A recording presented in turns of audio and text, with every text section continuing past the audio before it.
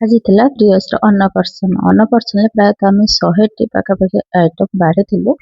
ତା ଭିତରୁ ଥିଲା କିଛି ପିଠା ଆଇଟମ। ପିଠା ଆମ ଓଡ଼ିଆ ଘରରେ କିଛି ବି ପର୍ବ ହେଲେ ନା ପିଠା ତା ସହିତ କ୍ଷୀରି ମିଠା ନ ରହିଲେ ଆମକୁ ପର୍ବଟା ଫୁଲଫିଲ୍ ଲାଗେନି।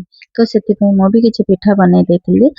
ଚାଲନ୍ତୁ ଦେଖିବା କୋଉ କୋଉ ପିଠା ଥିଲା। ଫାଷ୍ଟ ଥିଲା ମଣ୍ଡା ପିଠା, ଯୋଉଟା ବାମ୍ଫ ମଣ୍ଡା ଥିଲା, ପୁରଦିଆ ମଣ୍ଡା, ଆଉ ଗୋଟେ ପାଣିରେ ଯୋଉ ମଣ୍ଡା ହୁଏ ପାଣି ମଣ୍ଡା, ଗଇଠା, କ୍ଷୀର ଗଇଠା, ଇଟଲି ପିଠା ଯୋଉଟାକି ସୁଜିର ଗୋଟେ ଥିଲା, ବିରି ଚାଉଳର ଥିଲା ପୁରଦିଆ ଇଟଲି, ଆଉ ତା ସହିତ ମାନେ ଆମର ମସଲା ଇଟଲି, ତା ସହିତ ଥିଲା ଚକୁଳି, ଚିତଉ, ସୁଜି କାକରା, ସୁଜି ମଣ୍ଡା, ଛୁଞ୍ଚି ପତ୍ର ପିଠା, ତା ସହିତ ଥିଲା କଦଳୀ ପତ୍ର ପିଠା, ଏଣ୍ଡୁରି ପିଠା, ଆଉ କିଛି ତ ଅଛି ତ ଆପଣ ମାନେ ଦେଖି ସାରିବେନି। 10ଟା ଉପରକୁ ପିଠା ରହିଯାଇଥିଲା। ଆଉ କ୍ଷୀରି ବି ବହୁତ ପ୍ରକାର, ଅନ୍ନ ଭୋଗ ଯାହାକୁ କୁହନ୍ତି, ଆଉ ଅନ୍ନ ବି ବହୁତ ପ୍ରକାର ଥିଲା। ନେକ୍ସଟ ଭିଡିଓରେ ଆପଣ ଦେଖିପାରିବେ କଣ କଣ ଆମେ ଅନ୍ନ ବାଢିଥିଲୁ। ଆଉ ଭଲ ଲାଗିଥିଲେ ଲାଇକ୍, ସେୟାର, ସବସ୍କ୍ରାଇବ।